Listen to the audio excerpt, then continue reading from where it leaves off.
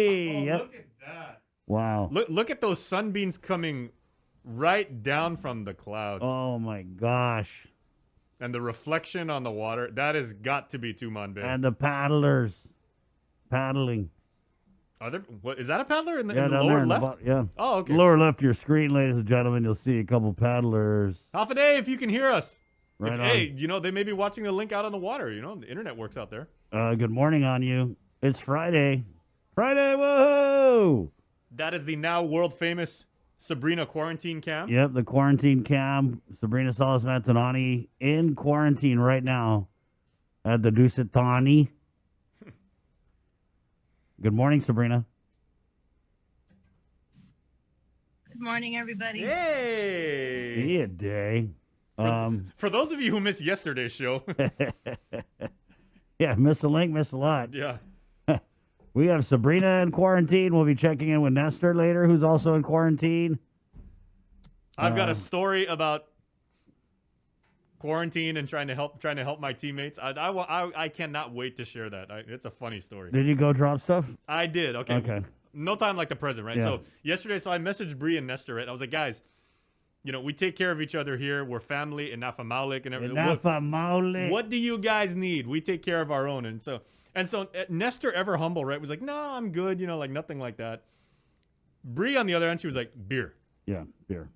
And you know, she wasn't very specific. She's like, I'm like, okay, well, you need anything else, you know, because she has it. And I'm saying this because she's too far away to slap me upside the head right now. Yeah. She has a tendency to always like steal my Q-tips. So I got her a pack of Q-tips. Wow. Because I knew she was going to be on the show. I got her like a pack of the Fisherman's Friend, which really clears, you know, it's the pure menthol. I got her the eucalyptus wipes, which she also steals from me, which she absolutely loves. And then the beer, right? And then her little favorite, the mini chocolate donuts. That was a specific request. Nestor was a little bit more particular. There you go. Wow. Nestor also is not an enemy of beer. Let me just set it up like that. So I got him some beer. And okay, for those of you who want to make and what I learned from this, right? This is the point. From what I learned about making the deliveries yesterday, the quarantine facility, right? The QFAC only What time did you go? Well, I got there at 12:10. Right.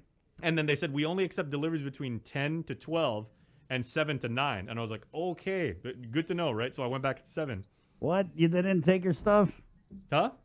No, and I was like, you know, that them's the rules, right? And I got no problem with that. I mean, if I was dropping, You're know, just that guy that said, oh, this guy plays by the rules. He's going to snitch on us. We better not take his stuff. If I was dropping, sorry, sir, we're going to stop accepting things at noon. I mean, if it was, you know, oh, okay, I'll come back at 7. if it was critical medicine or if it was like clean underwear or something like that, I may have, you know. You didn't say, this is for Sabrina. You want her to report you? Well, the most important thing, right, was that apparently they asked me and they're like, oh, is that alcohol? And I'm like, oh, yes. And they're like, okay, is it a 6-pack? Because we can only accept 6 at a time. Wow. So if you're thinking about, they're limited. Their occupancy limit. Yeah, you cannot send a 30-pack up to like one of your friends. What they will do. Sorry, Bree. No, I got her a 6-pack. Nessa bought like a 12-pack because it was cheaper. You're gonna get a 6 at a time. But what they say they will do is they might have, like, depending if there's space available, they have like a refrigerator and they'll just put the rest in the fridge and then the guests can call down, because of course they don't want somebody getting completely like hammered and then they won't be able to go in the room and assist them or, you know, whatever. It makes perfect sense. Bree can handle it. Yeah, just tell them no, she can handle it. Yeah. But Ness was also like a little bit more particular because he's like, Jace, can you just get me like one thing? I'm like, yeah, dude, anything you need, man. We're family and everything. He goes, can I get the Dove body wash? And I was like, wow, cool. Oh, you know? Nestor, wow. Yeah. Nestor used the Dove body wash. That's why his skin looks so soft. Huh?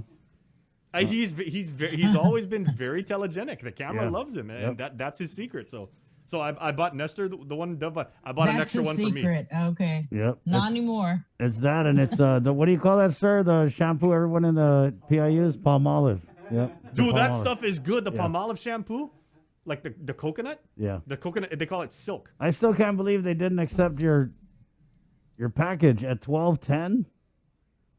No, I had no problem with it. Of course you didn't. Whereas you would have raised holy hell. No, you don't. It's just how you say it. Like, don't you know who I am? The function. No. No, you just say, "Oh man, it was the traffic." You're like, hey, haven't you seen me on Instagram at Malfunction? Please follow me. By the way, I did this whole skit about Tanchai around Thanksgiving. Yeah, all right. No, because at night, it's 7 to 9, right? But so many people come that when I was dropping stuff there, for my mom and my lady, they were saying that, oh man, we sometimes till after midnight. Well, it was not bad at all for me last night. People just keep coming, yeah. No, it was not bad at all for. And okay, and again, here's another thing. And guys, if you're just joining us, good morning. It's Friday, May 7th. This is the link. We're doing this show here that we always do every weekday, and we're talking about Jason had gone to drop things to Sabrina and Nestor, who are in quarantine. And here's the difference, right? Sabrina is in quarantine at the Deuce It. Nestor is in quarantine at what used to be the Outrigger.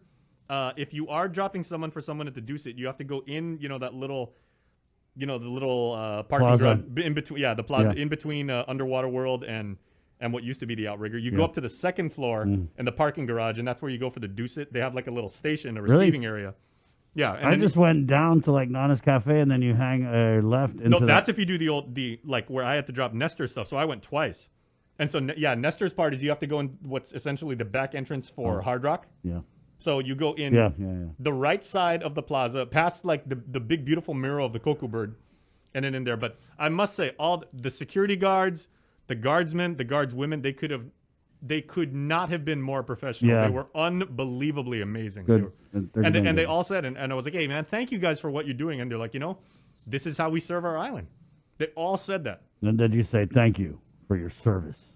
I did. You did. I know you did. And also, I also want to give a shout out to a wonderful guards person last night she's like, wait, are you the guy like on the news dropping some? And then I was like, oh, thank you for recognizing me. Yeah. No, and I was a little bit flattered, and then she goes, man, I used to watch you when I was a little kid. That was so long ago. And I was like, all right, manamko mode. I hate that. Yeah. I hate that. Oh my God, you came to my elementary school. Yeah. And she's like, can you say like the birthday thing one time? I was like, get off my lawn. Happy birthday. But it was cool. Good for you, man. So there you go. Now you're gonna be dropping food all the time, right? You're gonna find out her shift, and you'll be like, I'm just here to drop food. Man, we got all members of the family in Zoom today already. Right. Maybe we should get Nestor and Nick Delgado on here too. Make it a party. Shawn Gumataotao. Good morning, Shawn. Hey, Shawn. What's up, Shawn? Hey, good morning, guys. I figured I'd jump in while Jason's not talking about Q-tips anymore. That was the conversation. The weirdest things this guy brings up. Hey, bro, if you were in quarantine, Shawn, I'd be making. I mean, the other thing too. I stopped drinking like a while ago. Whenever I told Bree, I was like, you know how long it's been since I've been on a beer run? I actually forgot how to do it. Did you ever drink? I don't think you ever did. I had a few every now and then, but like I can attest. Okay. I want to share with you guys that my daughter Amara just came back for for graduation for number 3 kid, and so I know exactly, Jay, what you're going through in terms of making the runs. So making sure that she was okay in terms of her quarantine. So, but we do it for the people we love. Welcome back. Oh, you have absolutely. Where's she staying? Or is she out already? Okay, good. Now she's home, but she was. I believe she was over there at the Outrigger too, and so it was. She had a great experience. So the food was great.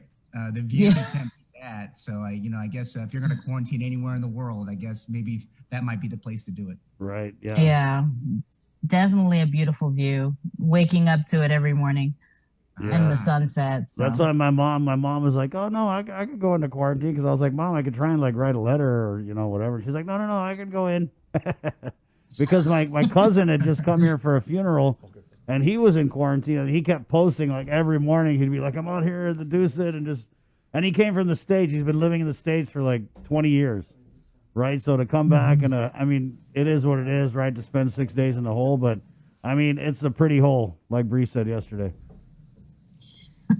Isn't it though? 2 weeks from now, or a couple of weeks away, the new plan may kick into effect that if you're fully vaccinated and you show proof that you can totally just skip out on quarantine. I think I heard that in one of the press conferences while I was away. Yeah, but that was before. That was before the clusters, I think. Right. They were gunning for the 15th, but as we were talking before, I think it might have been last week, Chris. We were talking about on the air about okay, here comes May 1st, but there's a strong chance that it could get punted. Here goes, Right. There you go again with that goalpost, keep moving back and forth and back and forth. Yeah, I mean, it is frustrating, Shawn, because we keep setting these finish lines, right? But COVID, I mean, going back to when they tried to reopen tourism in July of last year, right, which seems totally crazy now, and we keep setting these goals, and COVID keeps reminding us that you can't really set the goals. So I think now the argument is, and I don't know, I'm with the number of positives and even with the deaths, right? It kind of seems like they might have anticipated this with these clusters, but then the other side of the argument is, are we willing to accept these as acceptable losses? Like, are we just going to keep moving forward and understand that with this virus, we're going to have 10, 15 positives. We're going to get positives. We're going to get hospitalizations. We're going to have people die, because we accepted this, Shawn, and I felt like we accepted worse conditions than this last year when we were in peak or 3 and we were getting high positives and people were dying, and we just kept going forward. So I don't know. I think the biggest thing, as we mentioned last week, was it's hospitalizations. I mean, I can look at all the positives and that we're seeing. We're over 8,000 now in terms of the positive cases of COVID. You can look at maybe the amount of vaccinations that are being put in arms, right? Because we're trying to figure out how do we get to 80, 90%. But it's the hospitalizations that are the ones that, for me, keep me up at night. I mean, if I think this morning on KWAM, you guys had written down it was like 7. So when it was at 1, 2, 0, it made a lot of sense and made me feel a little bit better, knowing that as we're trying to reopen, that hospitalization number really is the one that's going to drive, not only decision making, it's not, but Chris and Bree, it's not driving the behavior. Yeah. Which is so, call it whacked out if you want, man, because it doesn't make much sense for us to see, everyone's like, okay, I'm trying to get back to normal, but it's going to impact. Hospitalizations could really quickly turn this all around and we're back to square one. Right. So seven in the hospital now. Bree, what was it like for you traveling off island? When you left, we were kind of in this lull, right, of COVID, and to come back and to see this little mini surge or whatever. I mean, what's that like for you? What's going through your mind? I was a little nervous coming back. I was like, should I extend? But yeah, I was just a little nervous. But I'm the type that I'll wear 2 masks. I'm constantly sanitizing my hands. I'm just a freak about that. So I'm good, and I'm fully vaccinated. I know that doesn't mean that you're COVID proof, but I think being fully vaccinated and continuing to practice, the social distancing, the hygiene, I think I should be okay. Right. But it is concerning. Like, what's going on out here? What are people doing? Are they just not, following the protocols? If you're sick, stay home. Because when I heard about the basketball game, I'm like, the guy was sick and he went to play basketball, or was symptomatic. What were you thinking? Yeah, and I mean that was kind of, and I feel like the messaging wasn't enough on that end. I mean, we saw how intense the stay home. I mean, you're welcome. The stay home messaging was, but right now I think the messaging, and even before this little surge popped, the messaging was all like, we beat it. We're going to open May 1st, Pat to have vaccinations. There wasn't enough conversation about, hey, if you're sick, stay home, or hey, it was kind of like this asterisk. We'd interview a doctor and they'd go on about, oh, no one's going to go to quarantine, and yeah, May 1st, we're going to open the island, Abiba. And then it was like, oh yeah, if you're sick, stay home. So I think the messaging too was lacking. And man, I ran into this EPAN Mobile, shout out. I go in there and it's always good for me. I'd love to talk to the gas pumpers, the cashiers, because we talked to all the high officials all day, right? And so I was talking to this one girl and she was like, I don't know why the governor's getting mad that we're having a surge when she's the one that reopened everything. So a lot of people out here think that maybe we had reopened too quickly and that this is just kind of the consequence, because we saw it happen last year when we just gunned it open and then there was that crazy surge in August, September. So I don't know.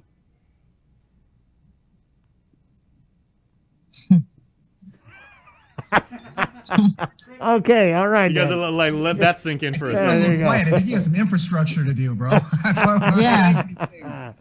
Okay, it's 6:38. It's Friday. By the way, the show's brought to you by East West Rental, Cabo Enterprises, IT&E, and Jack in the Box. We're operating without a net here, folks. Let's go. Yeah, that's right. That's There is right. no script. Nope, not at all. Here's who's coming up, guys, on the show. I just texted Dr. Ho Wen, and there's a point that he wanted to kind of bring up, guys, is that all of the hospital admissions are unvaccinated patients. Please ask people to get their vaccines, because that's what everybody wants to know, right? And even with the deaths, right? That's the first thing. Oh, were they vaccinated? So that coming from the Physicians Advisory Group Chair, Dr. Ho Wen. And it does bear repeating that there is a vaccination clinic today in Talafofo at the gym from 9 to 3. If you want to get tested, you can go to Tizen. They're having that from 9 to 12. Tomorrow we were reporting that there's going to be a vaccination clinic at the Jigo Church at Our Lady of Lourdes, and that is from 9 to 2. Even next Monday, I believe, I'm trying to remember off the top of my head, there's going to be a student vaccination clinic over at GW, I believe. So there's a lot of venues where you can get this. And you know, Dr. Felix Cabrera was emphasizing this during last week's press conference. He's like, it's free. Yeah. Yep. And if you're sick, stay home. 6:40. Let's go ahead and get into the news now. Sabrina Salas-Mantanani. Rhea, are you doing that? Okay. All right. Got it. Thanks for the memo. Yes. Okay. So with the very latest on this Friday, May 7th, from the KUAM News team, Sabrina Salas-Mantanani. Good morning, Sabrina. Off the day, everybody. Guam has recorded another COVID-related fatality. It marks the third in less than a week. According to the Joint Information Center, the 139th death occurred at GMH Tuesday just after 7 p.m. The patient was a 70-year-old man with underlying health conditions. He was admitted to GMH on Tuesday and tested positive upon admission. Meanwhile, out of the 324 tests conducted on Tuesday, 4 returned positive for COVID-19, bringing Guam's current case count to 8,020 officially reported cases. 98 are active, while there have been 7,783 recoveries. Guam's CAR score is 1.1. As for vaccinations, a total of 68,596 island residents have been fully immunized. Today's the day as the governor's request for a declaratory judgment goes up before the Guam Supreme Court. The governor filed a petition with the court back in December related to her powers to quarantine and isolate individuals during a public health emergency. The governor is also seeking clarity on whether the court and the legislature can interfere with her quarantine powers under the Organic Act and the Emergency Health Powers Act. Oral arguments are scheduled for 10 o'clock this morning. Another attorney has been removed from representing murder defendant Joyner Sked. Defense counsel Gloria Rudolph filed an ex parte motion requesting to withdraw from the case. Rudolph stated that she has a similarly serious case that also involves a defendant facing life in prison and is unable to provide adequate representation at the same time for both cases. Rudolph informed the court that Sked's case will be very time consuming as there are hundreds of pages of discovery, which she argues will be an unreasonable financial burden. The government did not object to the motion and the court granted the withdrawal. Sked, along with co-defendant Rudy Kanata, is accused of the brutal beating and death of former Umatic Mayor Daniel Sanchez. The court appointed attorney William Poole to the case and continued Sked's arraignment hearing to May 14. Former UFC fighter John Tuck's trial has been moved up a couple of days with jury selection to begin on Monday. Tuck faces rape charges for allegedly sexually assaulting a woman in a parking lot in Tamuning last year. In court yesterday, it was stated that the government anticipates roughly 3 days of presenting evidence and witness testimony. Additionally, the government informed the court that the victim is scheduled to arrive on island soon and has been cleared from quarantine by public health. And here's more news with Isaiah again.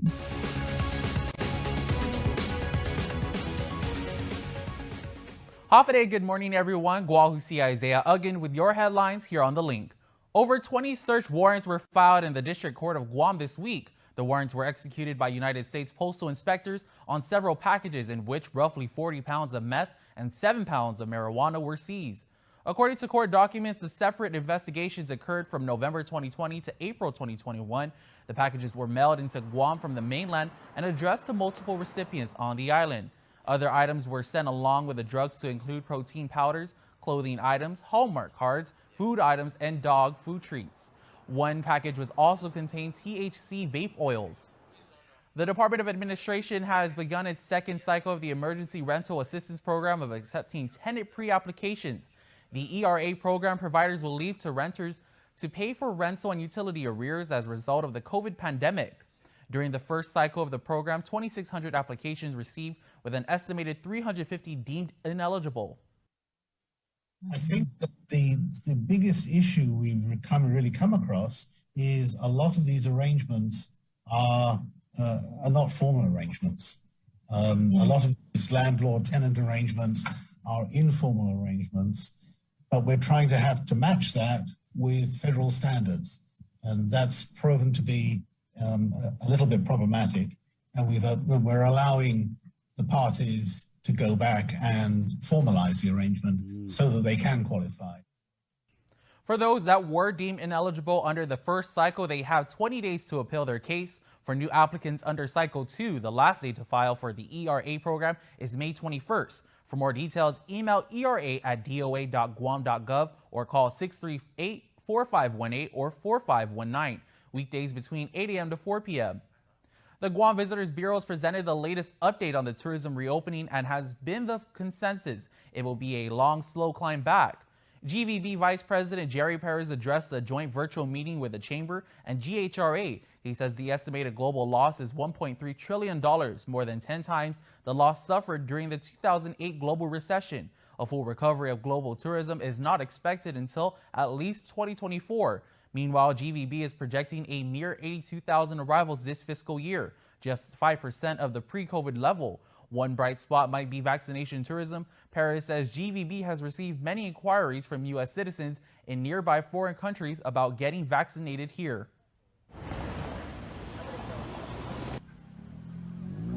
I believe President Carl has already sent a note to the governor requesting an allocation of 1,500 vaccines for us to test out this program in order to see if it really would work for us. And the benefit of this basically is that it would help jumpstart a tourism value chain that is in atrophy from more than a year shutdown. Paris says it would be first a proof of concept to determine the actual demand. He said vaccine tourism was not pushed earlier because the priority was on getting local residents vaccinated first. Mayors can soon get assistance to help with their fiscal year 2021 insufficiency. Here's more. A few weeks ago, the Mayor's Council of Guam had a meeting with the governor to discuss the shortfall for fiscal year 2021. Governor Lou Leon Guerrero had asked the council to submit a list of the deficiency. During the mayor's monthly meeting at the Tamuning Senior and Community Center on Wednesday, Executive Director Angel Sablan said the actual shortfall is $2.8 million in revenue loss, which would affect. That's in personnel and the short appropriation from SMB, the short appropriation in island-wide beautification, and the short appropriation from PSSEP. Sablan hopes the governor would honor the inadequacies of fiscal year 2021. She's already committed to providing us some of the funds, and in addition to that, I also included some of the requests that we were going to ask her to fund, like the additional money for the cleanup. I'm asking for at least $500,000 every quarter up to FY22. So that's 2.5 million. We have one quarter left of this fiscal year. Sablan added that they also requested additional funding to help with operations, which will allow them to lease or purchase heavy equipment, including backhoes, dump trucks, tractor mowers with side cutter attachments, air curtain burners, and mulchers. The initial request was submitted in February, and a follow-up request was also sent in April, according to Council President and PD Mayor Jesse Allig. Allig said he is uncertain as to when to hear back from the governor, but hopes to get the funds by the later part of June. The assistance for the shortfall in revenue loss will be paid through the American Rescue Plan Act. That's the news for now. We'll see you all at 6 tonight on Primetime.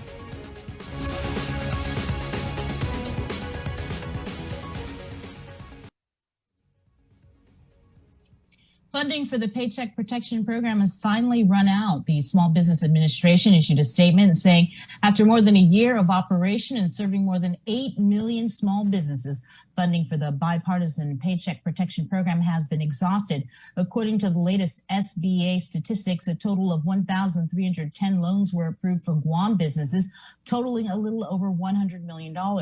The SBA will continue funding outstanding approved PPP applications, but any new qualifying applications will only be funded through community financial institutions, which are financial lenders who serve underserved communities. In other news, a bill to stiffen the penalties for illegal trash dumping drew strong support at a public hearing yesterday. The measure would raise fines and incentivize agency employees who write up violators. Nestor Lecanto has more. The bill by Senator Sabina Perez is designed to provide some much-needed help for Guam EPA, which has been fighting a losing battle for years against illegal dumping and littering. Her proposal is to expand the scope of the Litter Control Revolving Fund and give a percentage of the fines to the agency of the person who writes a successful ticket. These amendments address the fact that not only is illegal dumping a complex and systemic issue, but the onus is on all of our agencies and not just Guam EPA to effectively attend to this issue. The measure also raises the fine for littering from $200 to $500, but DPW Director Vince Arreola believes that's not enough. If someone is guilty of littering or illegal dumping, I think judges shouldn't have any leeway to impose a fine. I think it should be mandatory, and I think the mandatory penalties should be $1,000.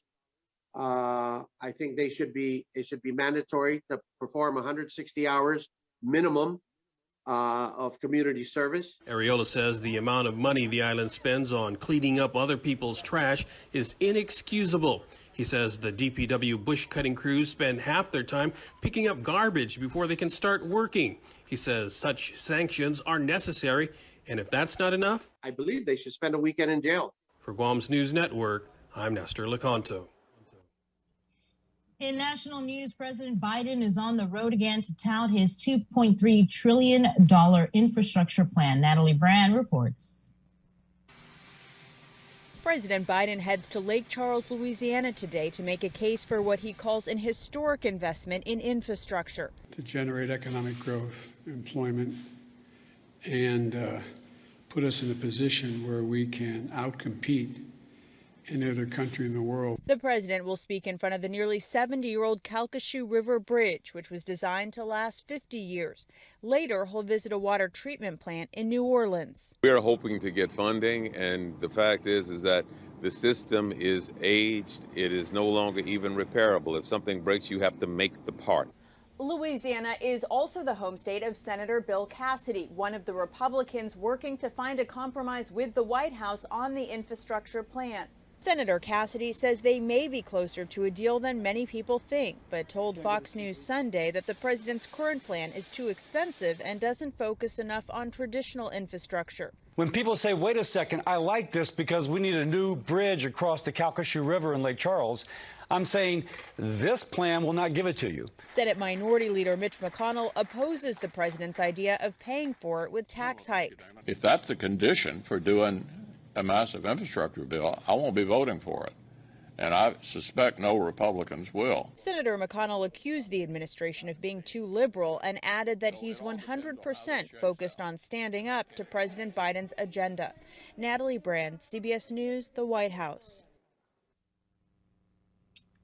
And finally, vaccination clinics continue today and Saturday at the UOG Calvo Fieldhouse from 11 a.m. to 5:30 p.m. and at the Talafofo Gym from 9 a.m. to 3 o'clock this afternoon. On Saturday, a vaccination clinic will be held in Jigo at the Lady of Lourdes Catholic Church from 9 a.m. to 2 o'clock in the afternoon. Additionally, free COVID rapid testing will be held at the Farmers Co-op Market in Dededo today from 9 a.m. to 12 noon. You do not have to have symptoms, just bring an ID, and it is limited to 4 people per vehicle. That's your news. Stay tuned for more on the link after the break. GU Self-Storage, conveniently located near the Harmon McDonald's. We offer affordable rates, online payments, and auto bill pay for your convenience. Plus gate access daily from 6 a.m. to 9 p.m. Call us today at 648-7867 for more information.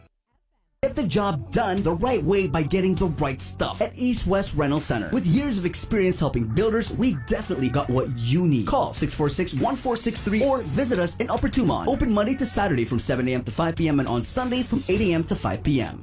KUAM's multi-platform morning show, The Link, just got a little more delicious with Feed Me Fridays. Chris, Sabrina, Jason, and the rest of the morning crew will take some time each Friday to talk food, taste food, and bring you all the latest and greatest in food from King's Restaurants and Ruby Tuesday Guam, old faves, new hits, and everything on the menu in between. It's Feed Me Fridays on The Link. Uno Go, delivering meals from your favorite restaurants and more, including delivering sodas and adult beverages from the Bottle Shack. Visit uno-go.com or download the app today. Also follow them on Instagram and Facebook. June makes the best malasadas in Hawaii, a fact not lost on Daryl, whose brother Byron is cooking the onaga he caught at his secret fishing spot with his girlfriend Malia, who used to work for the Shave Ice Guy, whose second cousin Vince drives the school bus ridden by Calais, whose auntie makes the best malasadas in Hawaii. Everything here is connected, and with the new First Hawaiian Bank mobile app, you can stay just as connected to your finances, and it all starts with yes.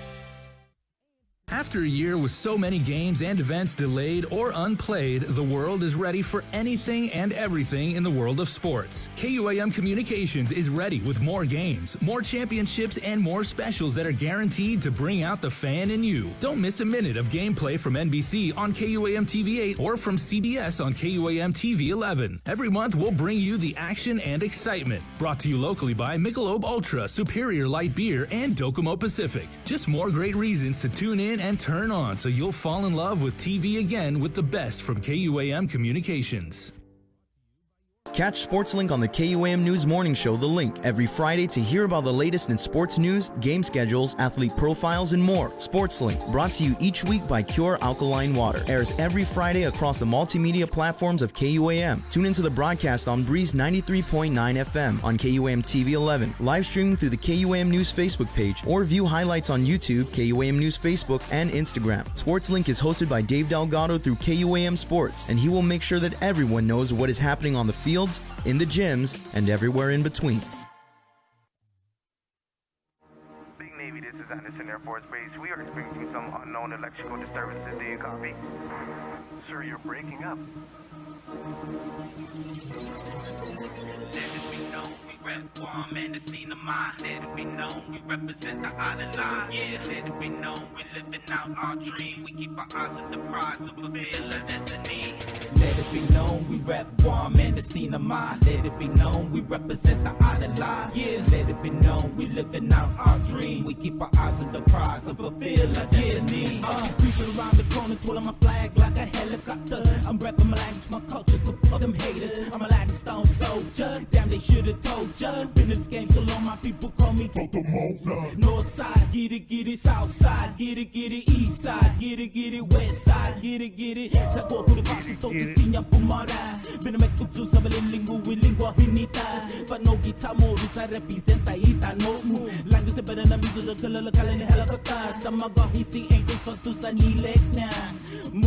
All right. Hey, there's a water outage in Iran. Enron Mayor's office communicating with GWA staff. And they're trying to figure out where the water break is on the line. FYI, guys. In the Zoom room, 657. Oh, and real quick, I know I was saying testing earlier. I want to correct something. I was saying testing is at Teton today. Testing for free COVID testing is actually at the Farmers Co-op, as we've been reporting today, 9 to 12. If you need to get free COVID testing, results available on site. Of course, you do not need to exhibit any sort of symptoms. 9 to 12 at the Farmers Co-op. If you need testing for travel, just head up the road to the Public Health Northern Community Health Center, and they will set you up there. Wow. 658. Shawn Gumataotao.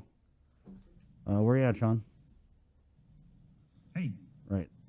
Let's pop you up There. in here. All right. So Sean's got this great podcast. That's it. That's all. And I was actually trying to write a description of it yesterday, Sean. So how would you describe this podcast that you do? The best way to describe it is it's, kind of what comes to mind, some of the issues of the day. And in terms of, sometimes it's education. Sometimes I think I did one about turning 50. So at least in terms of kind of running the gamut, it allows me to just a bit more creativity.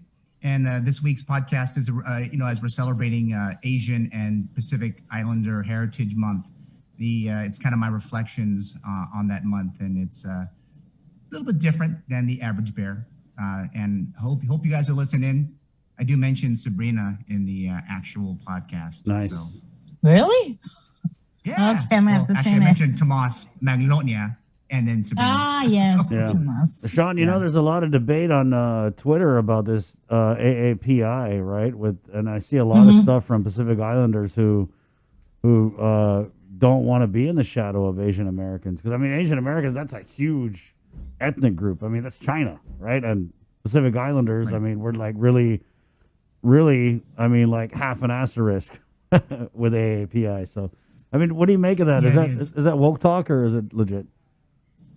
No, when we look at the in terms of population, in terms of activity relative to small businesses, when we look at it and just overall, the Pacific Islander community is much smaller in terms of their footprint on America. And it was interesting back in the 80s, when on the SATs in high school, as soon as I think when I took mine, and you see Chamorro as a click, you knew that we've come somewhere when you're able to to do that.